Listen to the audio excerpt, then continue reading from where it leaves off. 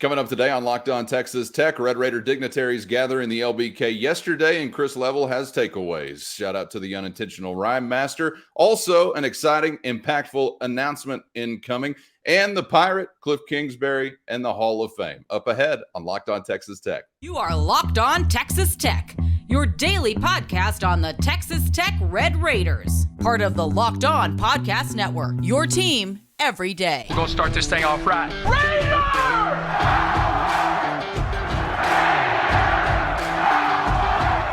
Everything runs through Lubbock. Great to be with you again on Locked On Texas Tech on the Locked On Podcast Network. Thanks as always for making us your first listen on YouTube or anywhere you get podcasts. Make sure you subscribe if you haven't so far so you miss nothing. Today's episode brought to you by Birddogs. Go to birddogs.com/lockedoncollege. Enter the promo code LOCKEDONCollege. That's promo code LOCKEDONCollege. They're going to throw in a free custom tumbler with every order at birddogs.com/lockedoncollege. With the only Chris Level, I'm Casey Cowan. And Chris, it's great to be back with you today. And we'll begin today's episode talking about who you were with just in the last, 24 hours? Was this just yesterday? We had a Matador Club event going down and a cavalcade of Red Raider All-Stars led by Chris Level. I think there was a misprint on the banner or the invitation or something. I didn't even see your name. That was ridiculous. That's another episode, though. We'll save that for later. But, yeah, Joey McGuire, Grant McCaslin, Tim DeRuiter, the list going on and on, all gathering in the name of Texas Tech. And I know you took away some exciting things from some of the conversations had. I saw plenty of our listeners at this event. It's fun to have people come up and say, man, I listen to you and Cowan every day. Love what y'all are doing, all that stuff. So we certainly appreciate it. Yes, I saw former offensive lineman Lance Lusk, a guy that you know. That's right. Cowan, he told me to tell you hello. And Big Lance, keeper of the flame, baby. Keeper of the flame. That's right. That's 1806, buddy. Holly, let's go. And we need but before we get into what I heard last night and saw and everything, we need to have like a segment on this show each week called Screw Ups and Shout Outs or something. So I gave my shout out to Lance Lusk. I also want to give a shout out and admit a screw up from our conversation yesterday about the get off the bus deal about the tight ends. Okay. Yeah. Probably like first on the list of guys that, when you have Baylor and Mason Tharp and Baylor Cup and guys like that, they look the part, right? But Mr. Tharp, Mason's dad, listens to us all the time. And so wanted to make sure I told him hello and told him thank you for listening and admit that I botched that one. I screwed it up. That was a turnover on my part. And the other screw up that I had this week, our geography conversation. I kept telling you Colorado Springs. Hey, everybody stays in Colorado Springs when you're going to Laramie, Wyoming, and all that. No, wrong city. Fort Collins, Colorado. Two different things. So hear what I say now, not what I said a few days ago. Fort Collins. You would not have heard me correct you because I was just enjoying the adventure. And also, just for clarity's sake, I didn't know enough at that time to correct you while we were discussing those things. And, yeah, you don't want to get cornered by ticked off get off the bus guys or get off the bus guys dads because there's probably something that runs in the family, right? Yeah, absolutely. No, Mr. Tharp, man, he's awesome. And there's not a better kid over there than Mason. I love that young man. Always walks up, finds me, shakes my hand. We have a good conversation. A lot of respect for who he is. Yeah, so last night, man, they've been doing a lot of these Recum tours and going around. They've been in a variety of different cities trying to reach out and access the fan base, if you will. And college sports are changing, as we know. And so, and I think you have to have everybody on the same page to really put your best foot forward. And you have a football coach that is extremely accessible and is extremely excited about doing these kinds of things. It's not always been that way in the past, No. I think to be fair, We praise Mike a lot. Mike wasn't really big on these kinds of events. It's like, yeah, let somebody else do it. I mean, I've got stuff going. I'm busy. I mean, whatever. He just wasn't. That just wasn't who he was. But Joey's been really good about getting in front of donors and just fans in general. And I mean, it's just I'm watching Tim DeRuyter watch Joey as Joey tells us last night, and I've known this, and Joey's told me this too, but it's just he goes through this the speech about the team and everything, but before he starts it, he just kind of looks up at the entire group, and he just kind of is red in the face a little bit, and he just starts smiling big, which he does often, and he's like, "We have a really good team." And Tim DeRuyter, and Tim's like 10 or 15 feet away, and I'm looking at Tim, just turns red in the face, and he just starts laughing.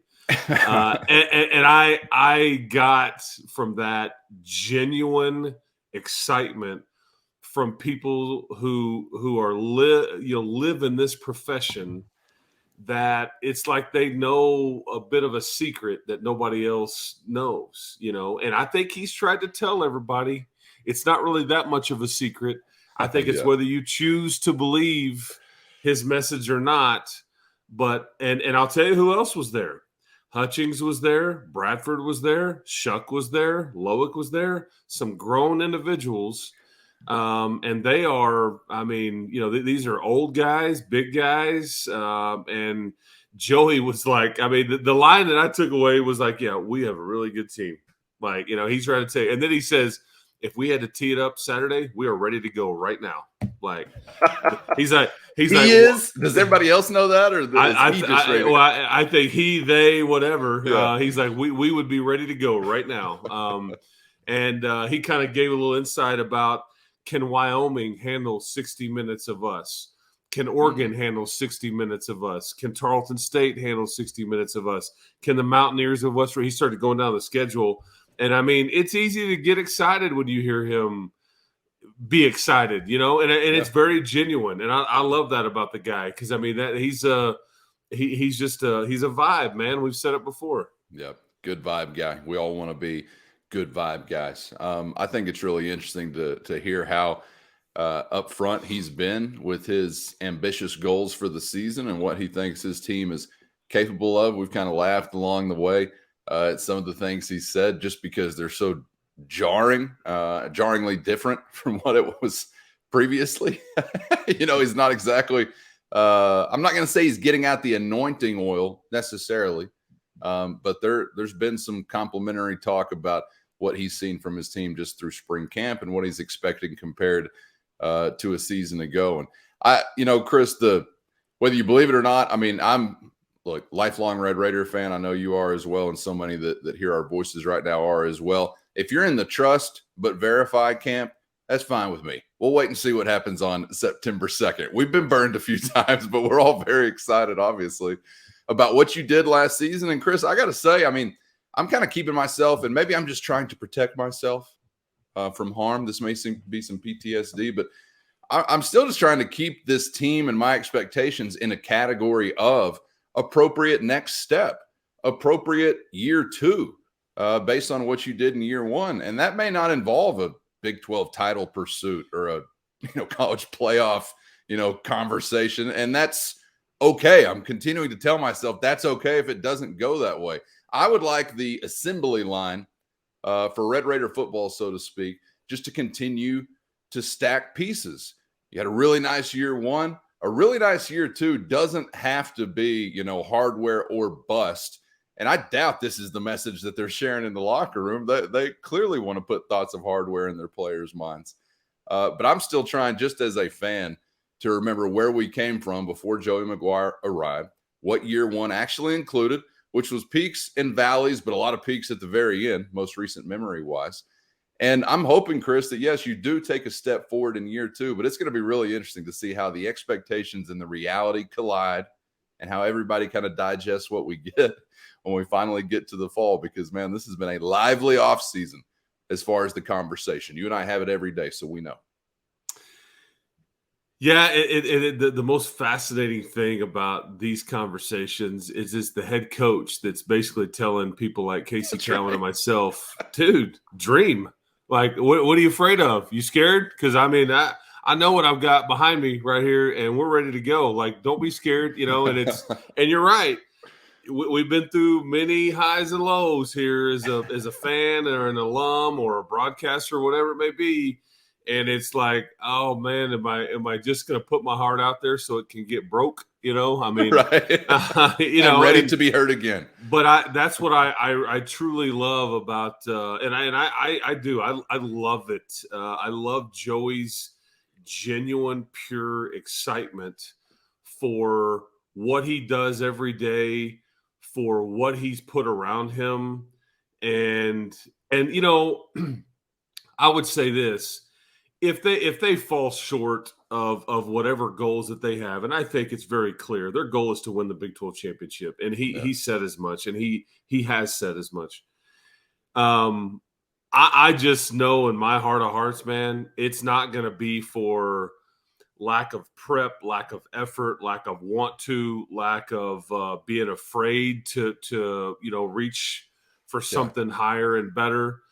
And so, it'll hurt, but that's the beauty of sports, right? It's supposed to hurt when you fall short, but it's supposed to feel really good whenever things go well. That's why we love it. It's like that, that crazy girlfriend that we just couldn't kick loose, man. It's just like, man, I can't live without her. But that's sports, man. She might as well have been named sports because we can't quit it. But I really enjoyed being around Coach last night, and his staff, Zach Kitley obviously was there too. So he had both coordinators, and Kenny Perry was there. And it's just like they're all hands on deck. Marcel Yates was there. Juice Johnson was there.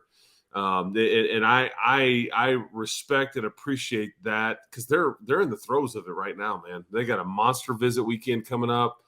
And it was important enough for Joey to have his people there last night with this for this event. So I think good stuff. I'm embracing the head coach being bold and trying to set a high expectation. I do like it. I enjoy it. It's something really, really different than what I've experienced. I don't know, almost essentially my entire football life, from guys I was coached by to just being fans of coaches and teams. Typically, it's not that way. And I still hear the words of my high school coach ringing out just every time. How you looking? We got to get stronger. That was just like the in the can ant. We got to get stronger. He could have had bodybuilders on the team, would have still said, we got to get stronger. I mean, it's just all, every coach has their own approach, but typically it's kind of like, we'll wait and see. We'll see how it works out. I'm enjoying this ride. So I hope you do get close to fulfilling those expectations. And again, back to one of the rare cogent things that Billy Clyde Gillespie said when he was in Lubbock, nobody's ever risen to low expectations. That stuck with me. And I think there's a lot of truth in that. I think the dynamic at the event between two different programs must have been really interesting as well, Chris, as we pivot to Grant McCaslin, because there's a guy that is brand new on the job, has almost been toiling in secrecy, it seems like, but there have been things to celebrate as far as things that have happened with the program since he arrived. You've gotten some commitments. You've got some transfer portal guys that we're excited about as far as the immediate future is concerned, but it's definitely a different conversation. You did not go get a Joey McGuire facsimile, not that that was ever some, reality or likely result. You went and got the guy that you wanted to get, and he's operating differently. His vibe is different. His tone is different. And I don't mean that in a negative way at all. It's just different. So it has to be pretty interesting to observe kind of the different conversations surrounding these two guys. And I know their calendars are obviously different. Coach McCaslin's not 60 days away from kickoff or, stuff like that. But it has to be pretty interesting to kind of see these two guys working and glad handing and everything that goes with being in their position.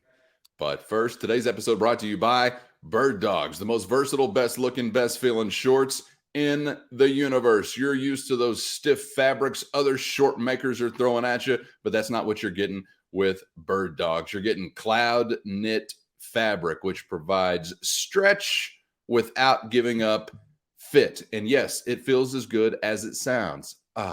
Cloud knit fabric made from real, organic, cage-free clouds. Try them out today at birddogs.com/ Locked On College, anti-stink, sweat-wicking fabric, keeping you cool, dry all day long. Made for all occasions because they're the most versatile shorts known to man. So check them out right now at birddogs.com/lockedoncollege. And while you're there, enter in the promo code LOCKEDONCollege for a free custom tumbler with every order. You're not going to want to take your bird dogs off. I promise you that. You want that sculpted lower body look, but you don't have room for a squat rack. Forget the weights. Get with Bird Dogs. They're going to stretch and design to fit slimmer through the thigh and leg to give you that sculpt you're looking for at birddogs.com/lockedoncollege. That's birddogs.com/lockedoncollege. But it has to be pretty interesting to kind of see these two guys working and glad handing and everything that goes with being in their position. Yeah, and Grant, Kirby was there and spoke and introduced Grant, and then Grant spoke and introduced Joey, and Joey ended up talking about Grant. So it's kind of this full circle deal. But Grant did a great job. I was extremely impressed with his message, with his excitement. I think. Yeah, we haven't, and I will tell you that he had Matt Brower there. He had AC there. I met his player development guy named Clay Wilson, who was an Ivy League guy that was with them at North Texas. They're his, I think, director of ops is a young lady by the name of Jordan was there. There were several staffers there from men's basketball, and they were kind of making their way around the room and kind of trying to introduce themselves, and it was nice to see. And I think – the difference between like Joey's program right now and Grant's is that, Grant is still in the initial phase of just getting here, hiring people, as we know, putting a roster together. Joey's been through it a year ago. His roster is totally complete. They're still trying to tweak it and add to it a little bit, but basketball is just is far from. And I think Grant kind of indicated last night. There was a lot of mental baggage that he had to deal with when he kind of got here with a lot of these kids that decided to stay. Really? Yeah, I know. Shocking. I know. Yeah. And I think, building back up their confidence or letting them understand what their structure is going to be. Do you really want to stay, or would it be best for you to go? Conversations. And I think, even Grant said last night, Kerwin Walton is one of the most talkative guys that we have in some senses, which is crazy because I was around Kerwin Walton a lot, and he never really said hardly anything. And so it's just, it'll be interesting. And their puzzle is not put together yet. They're in the process of putting their schedule together still, their non-conference schedule. We know about, we told you about what we think is going to be a game versus Georgia in Fort Worth. And you've got, I think the game is at, what is it, at, I'm trying to remember the mountain, the Big East game that you're playing. Oh, yeah. That's on the road, I think. And then you've got the MTE that you're in the Bahamas and things like that around Thanksgiving week, but they're just trying to put together a schedule. But I think people genuinely came away very, very impressed with what Grant had to say. And he flat out said it. If you don't think we can win and win big, don't ever come over to the Womble. Like, we can't have you around. Like, we just can't have anybody halfway in. So all right, I believe I'll be there, Coach. That's right. That's right. Hot tub open up. That's right. That's right. And then, and when do you want to get to the kind of the purpose of this? It's not that big of a deal in some ways. We can just wrap it up with that. And Butler is the Big East opponent that you were alluding to there. Tech will visit Butler. Hinkle Fieldhouse, I think. We can wrap it up with that because I think this will maybe have more impact in some weeks and months to come as far as digesting what this is. But yeah, there was something exciting, I guess, to share as well about this gathering. Yes. So what you're going to hear today, and I think Joey and various coaches have been on these Recom tours. They've kind of told everybody kind of what to expect here with this announcement. And in the NIL space, or the fundraising space, I think it's big news. It may not be just that big of news to some of our listeners. I don't know, but if you are an alum, or if you've given ever $1 to the Red Raider Club or the Matador Club, it's going to be news to you. But these basically are going to be, I don't know if the right word is merged, but they're going to be under the same umbrella now. It's not going to be two separate entities. And I think the Red Raider Club can actually fundraise for the Matador Club. And so the Red Raider Club has been like the scholarship fund for Texas Tech for years. It provides the scholarships and funding those for the athletes on Texas Tech's campus. And then the Matador Club is the NIL arm, right? And so I think but like if I donated some money in years past to the Red Raider Club, if I donated at a certain level, it's like, okay, well, you give me a parking pass in a certain lot, or I'd have the right to buy tickets to a bowl game before others would, whatever. Whereas if you gave the Matador Club, it's just you're helping out the athletes. There's no tangible benefit that you get back. And so I think they figured out a way to work with compliance, work with faculty reps, and get everything under the same umbrella, so everybody's working together. And when you get dollars donated, that it can be for the Red Raider Club and Matador Club, but it's all going to kind of the same. It's kind of going to the same thing, but it's not. If that makes sense. I mean, you still got the separate arms of it, but I think the Red Raider Club folks will now be involved in helping the Matador Club fundraise. Because as I'm learning, and I think as we see. And I did a radio interview in Waco the other day, and they even asked me about this, because I think people look at it from afar. I think Texas Tech is not. They didn't set the standard, but man, I think they're really out in front with NIL and doing it the right way, and it's very well organized, and they've been able to adapt and change very quickly with the times. Here is a change, the perfect example of what we're talking about right now, with them kind of, because they're one of the first to really do this. And Kirby even said it last night. I expect to get a lot of conversations and phone calls from my contacts about, what we did here and how we did it and all that. And so anyway, it's nice to see the Red Raiders kind of being on the forefront of something like that. Yes, you'll see some of that news come across, and I'm very confused by it, because I don't understand where the fit. I'm not confused by the effort or the intention, but the kind of where the NCAA wall is built between university and NIL efforts.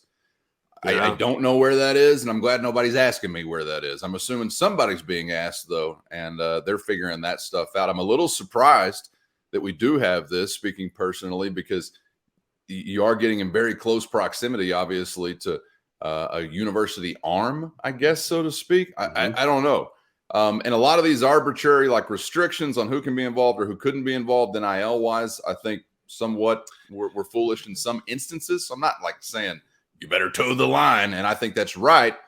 But there's danger here. There's consequence if you don't toe the line or you are not on top of your compliance game, right, Chris? But it's still the Wild West, man, as far as NIL is concerned. It is still all over the map. So take advantage of what you can while you can. I'm definitely in that camp. And some of these rules are it's semantics, in that if I work for the Red Raider Club and I go visit with a prospective donor, and he says, I'll give you $100,000. I want 50 to go to the Red Raider Club, 50 to go to the Matador Club. Let's just, for example.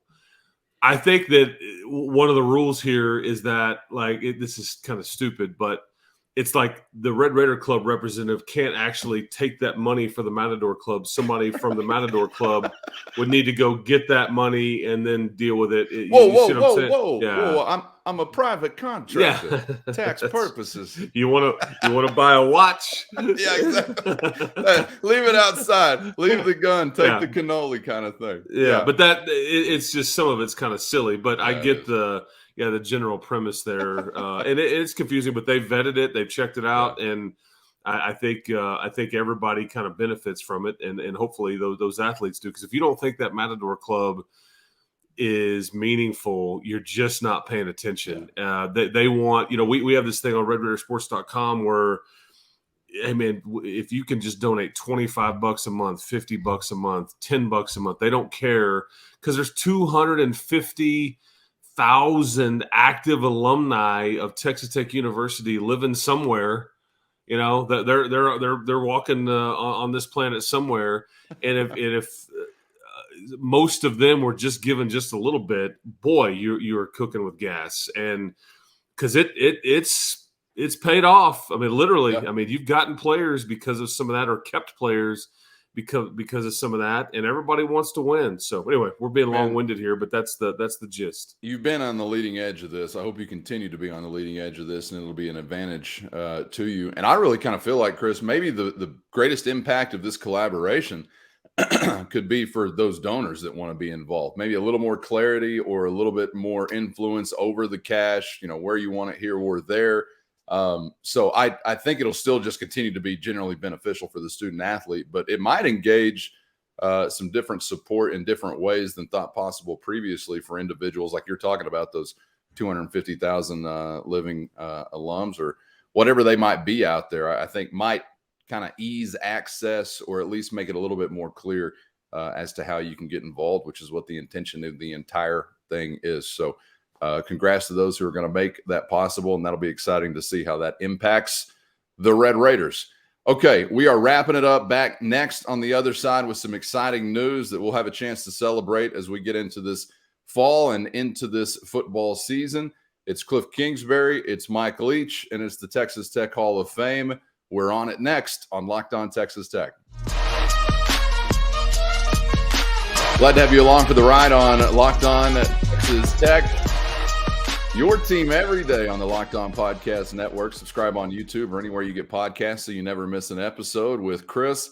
I'm Casey, back for one more to wrap it up today with a conversation that we're glad to have because it involves celebrating two of our favorites, in Mike Leach and Kliff Kingsbury. Texas Tech announces that Kliff Kingsbury will be inducted into the Texas Tech Hall of Fame, Mike Leach into the Texas Tech Hall of Honors, which I believe is like a separate distinction for non-student athletes within the Hall of Fame. I may have that wrong, but either way, we are applauding both and their contributions to Texas Tech.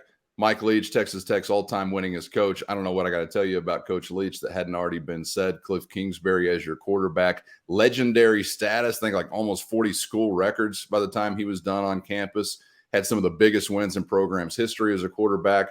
And he was the kind of crossover guy, Chris, from Spike to Mike, and the guy that I think is a quarterback for me personally. I know what the statistics were. I know what he did in College Station. I know what he did to Clemson. I remember all these things, but what I really remember about Kliff Kingsbury was how damn tough the guy was, because that dude was playing behind some offensive lines here or there that left him prone, you might say, taking some shots, continuing to battle. I know he earned a lot of respect across West Texas for that reason, if no other. But I think Tech fans will really be excited and embrace the chance to celebrate these two guys.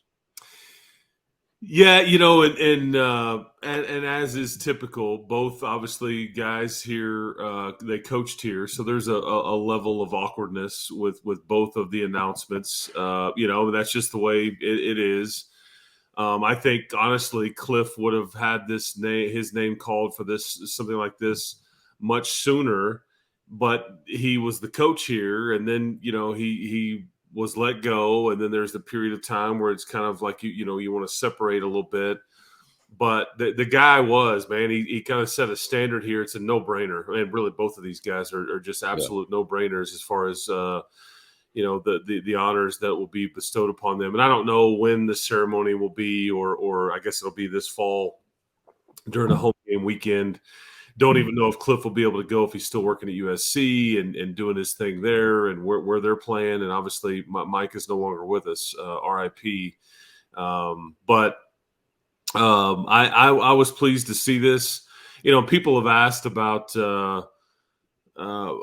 Mike's deal, and there's a lot of shots being fired out there, from people. And here's what it does irritate me on some folks talking out of turn that just show their backside a little bit and just don't know situation, try to act like they do, didn't live through it. We're dealing with it from afar, or think that they know whatever's going on. I've got no time for those kinds of folks. But there's a level of awkwardness here, and I'll tell you that because I saw a lot of mentions of he wouldn't accept this if he was alive. Well, that's not how it works.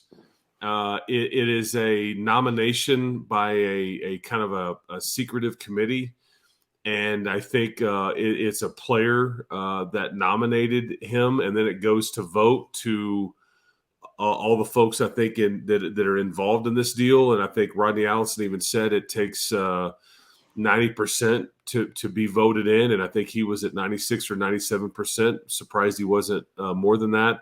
And I've had more than one person tell me that John Norman, a defensive player from that era, was the one who nominated him and pushed for him.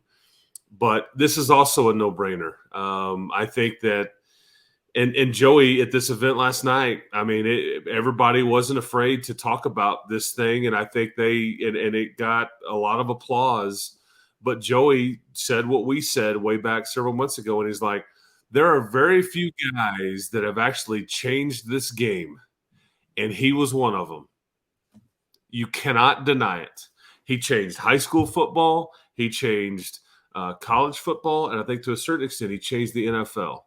And there's very few guys that can lay their head on the pillow at night and actually did that. Now, there's a lot of people out there that think they did, but Mike changed it, and he certainly changed it here and put you on the map. And I'm glad that that this is happening. I'm sure it will be a level of awkwardness when it does happen. I guess I don't know if Sharon and family will come in for it. I don't know, but. Bottom line is it was the right thing to do, and you can save all the pay him his money comments and, he would have never accepted it. Save that, because this was a former player speaking up for his former head coach, and then everybody was like, yes, he absolutely deserves to be in this deal, the end. Well, I know that there's going to be, on whatever night that happens, if it's at a ball game in the fall, roughly 60,000 people in the stands that likely had very little to no issue ever with Mike Leach. Mm-hmm. And many other thousands of Red Raider fans that'll be watching on televisions or whatever that never had any beef whatsoever. And given Mike Leach's comments post Texas Tech departure, there's no indication he ever had any beef with any Red Raider fan base, the city of Lubbock, any of those who actually are out there making this thing go as far as supporting the program, filling the stadium, and watching Texas Tech football, supporting Texas Tech football. There's, I don't know, a handful of individuals that could probably all have a slice of blame pie if you wanted to go back and kind of digest that departure. And Mike Leach would be on that list as well. Yeah. But I certainly would side with, I think, a lot of what was going on in the shoes of Mike Leach as compared to some others. But it was a sad and distasteful situation all the way around. Nobody wanted to see it go that way, certainly among the fan base. So, the awkwardness of it all will only be there if you allow it to be there for yourself individually, which will probably diminish your enjoyment of that event. And that's your problem and nobody else's. And anybody else that's speaking from a national perspective or from an ill-informed perspective, again, it's your problem if you're devoting any time or attention to that. To begin with, I devoted none to it, so I've had no issue with it since this announcement was made, Chris. I had no clue. I assume, like most, didn't have a clue that Mike Leach's time on this earth would be so short, and always had some hope that you would be able to reconcile and celebrate your all-time winningest coach at some point in the future. You're not going to get a chance to do that as we would have liked to have done it, but I'm glad they're doing it in this way. You said it'd be tough for Mike Leach to be here because he's no longer with us. I think it's the opposite. It's going to be the easiest for him to be here because the Pirate is always with us, and certainly fair at the Jones. So I'm excited for this, and to hell with anybody who wants to write an article or craft a narrative that comes from an ill-informed perspective. I begrudge nobody their opinions if they are informed. And some of you may not like the way that Mike Leach responded to the university or litigation that followed or comments prior to a bowl game. I'm in some of those camps as well. I think we all kind of feel all of the above as it relates to this sad departure. But that's all in the past now. That is over. The conversation is literally done. And I'm glad to just turn it back to what the relationship was like between a head coach, his team, and his fan base, which I think always, for the most part, was very, very positive and very endearing in a lot of ways. Because I said it before, and we talked about this, obviously, during the time of his passing. But Mike Leach was one of the first and certainly one of the most prominent to defend West Texas, defend Red Raiders, defend Texas Tech in the eye of other crafted national narratives. And that'll never stop meaning something, I think, to a lot of Red Raiders, certainly speaking for myself as well there. So I'm excited for this. And again, whatever attention you decide to devote to some who will have things to say about it negatively, that's on you. You've got the choice to make one way or another. Right? There you go. There you go. Wrap it up? Okay, yes, sir. Let's get out of here. Chris, enjoyed the time, the perspectives. As always, my man, we're going to do it again on the other side to wrap up the week. We'll see you then. Yes, sir. We'll talk to you tomorrow. Keep hope alive, everybody. You got it. Subscribe on YouTube so you never miss an episode or anywhere you get podcasts. For Chris, I'm Casey, and we'll see you for the next round on Locked On Texas Tech.